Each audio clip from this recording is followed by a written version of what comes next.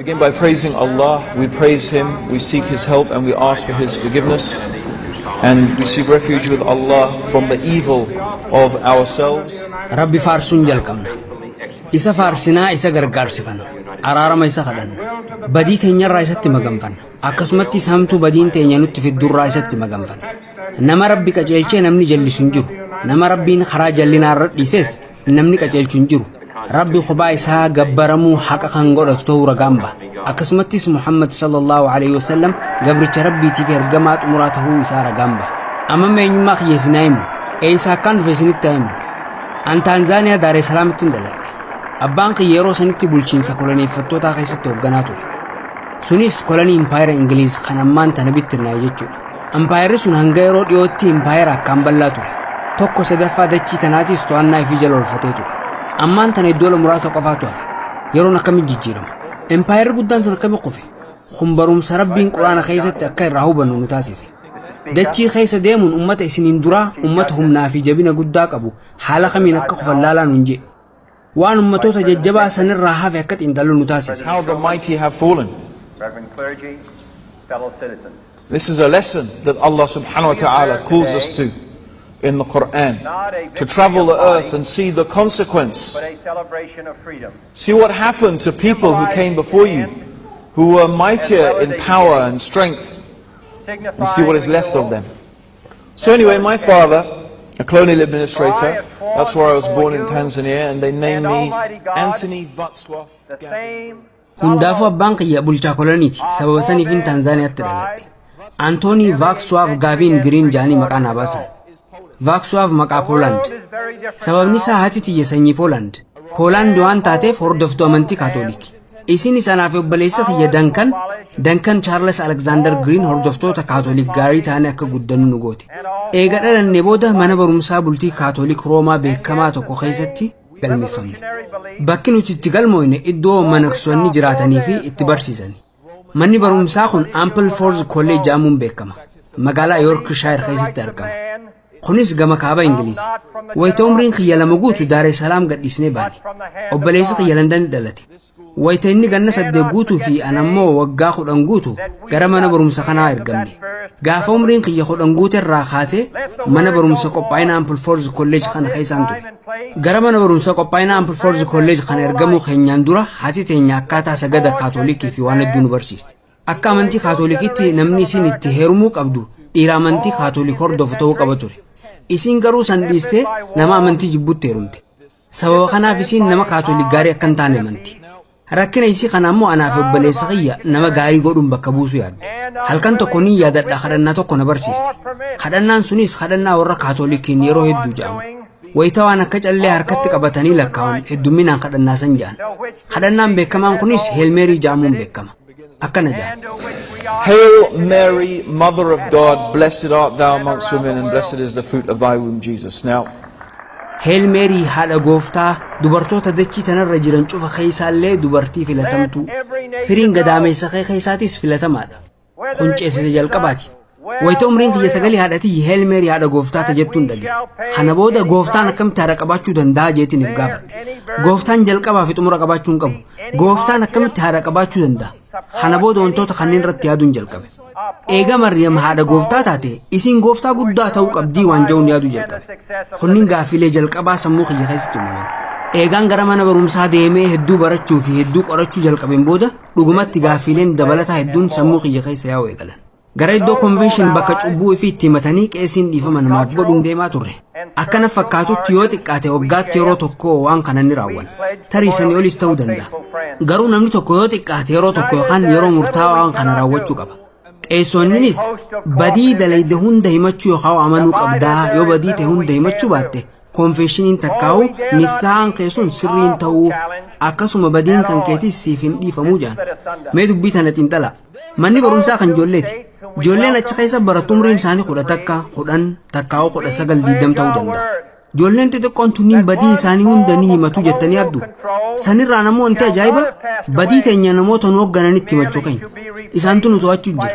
Inumaan achi booda wanti kun waan nu basaasuudhaan to'annaa fi jala nu galfachuudhaaf shira xaxaa jiran jeetii yaadu eegale.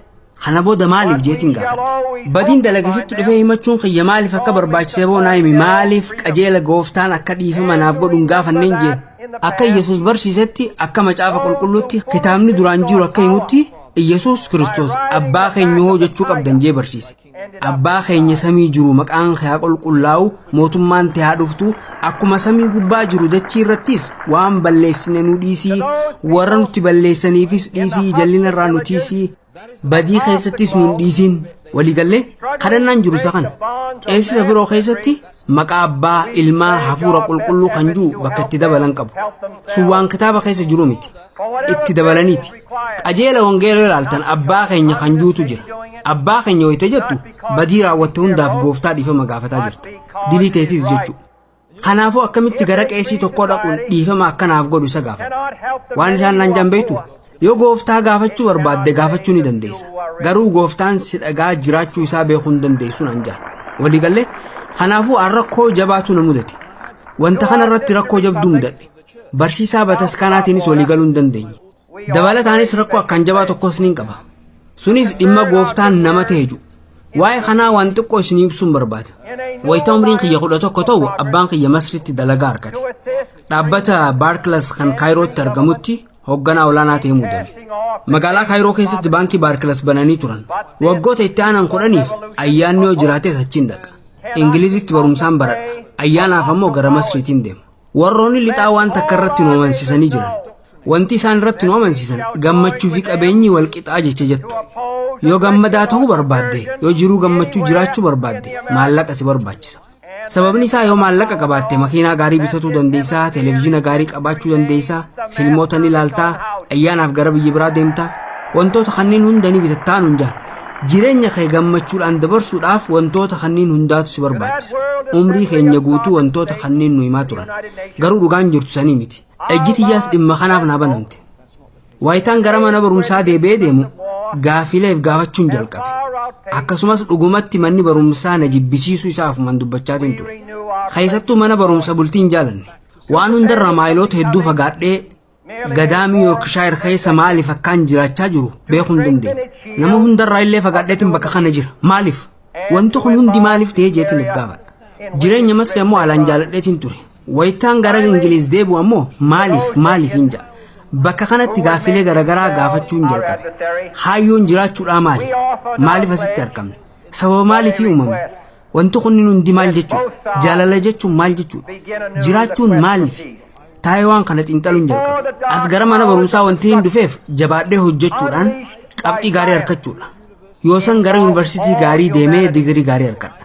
itti aansuudhaan dalagaa gaarii argadhee maallaqa hedduu argachuu hin danda'a kanaafuu wayitaan guddadhee fuudhee ilmaan argadhu anis deebisee ijoollee tiyya garuma mana barumsaa qaalii kana erguu hin danda'a isaanillee jabaatanii hojjechuudhaan digirii gaarii argatanii dalagaa gaariis qabaatanii wayita ijoollee argatan maallaqa gahaa ijoollee isaanii gara mana barumsaa sanii ittiin argan argachuu danda'an waliigallee wanti niin ayyaade kana hayyoon jireenyaa isa kana jeetiin of gaafata lakki hayyoon jireenyaa isa kana jechuu amanuu hin danda'uun hin jedhe kanaafuu deebisaa gaafii tanaa barbaaduun jalqabe deebisaa barbaaduudhaaf ammoo bakkarraa bakkatti deemuu osoo hin taane taa'eetumaan yaaduu jalqabe qorachuun jalqabe amantiiwwan kaawwanis ilaaluun jalqabe hayyoon jireenyaa maal akka ta'e amantiin hubannoo xiqqollee taatu naa kennoo jiraatee jeetiin barbaadu eege wayita umriin kiyya 19 guutu wanti jabaan tokko na mudate wayitaan boqonnaadhaaf gara masrii deemu san waggaa 10 keessatti nama tokko qofaatu dhimma islaamummaa irratti haasa'u gaarii na waliin haasa'e awwaa'ee amantii kaatoolikii irratti gaaffilee hedduun qaba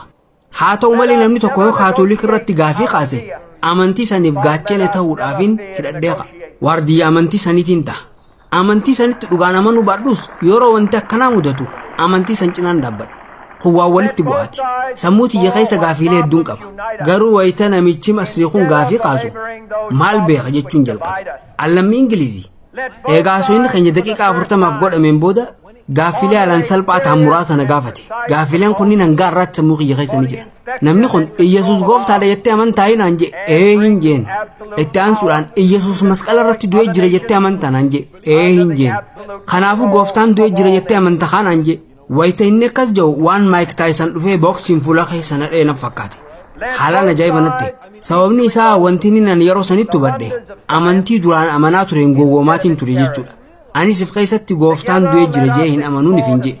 Gooftaa ajjeesuu hin dandeessu. Waggaa kana hunda keessatti waan wayii baradheetiin jira. Waan wayiitti akka amanu godhameetiin jira. Wantoota kanneen barsiifamaa ture garuu yeroo hunda gammachuun natti hin dhagahame. Garuu nama tokko qofaatu dhufee waan sammuu kiyya keessa deemaa ture hunda na keessaa baase. Jechoota salphaan rakkoo kiyya hunda naaf qulqulleesse. Laal yoo kana amantee yoo kanattis amantee sanattis amanuu qabdaan han jedhe. Wanti inni nan hubadhe gooftaan du'uu isaatti amanuu dhabuu kiyya.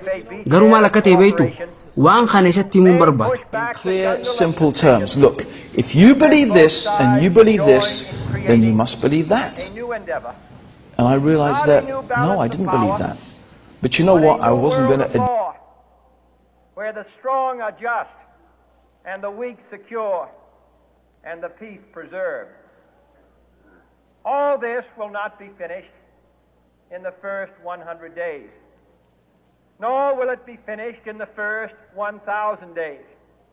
Nor in the life of this administration. Nor even perhaps in our lifetime on this planet. But let us begin.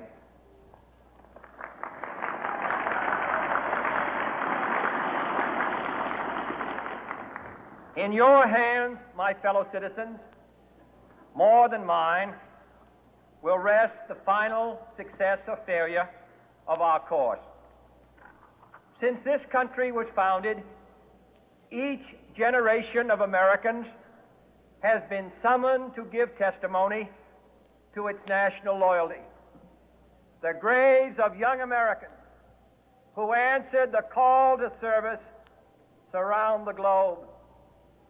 Now the trumpet summons us again, not as a call to bear arms, though arms we need, not as a call to battle, though in battle we are, but a call to bear the burden of a long twilight struggle, year in and year out, rejoicing in hope, patient in tribulation, a struggle against the common enemies of man, tyranny, poverty, disease, and war itself.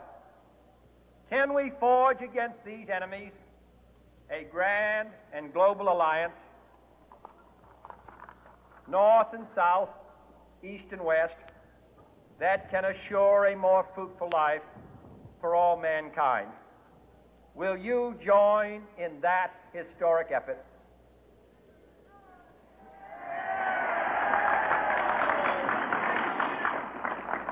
In the long history of the world, only a few generations have been granted the role of defending freedom in its hour of maximum danger.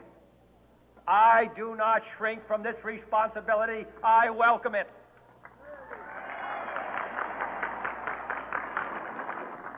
I do not believe that any of us would exchange places with any other people or any other generation. The energy, the faith, the devotion which we bring to this endeavor will light our country and all who serve it. And the glow from that fire can truly light the world. And so, my fellow Americans,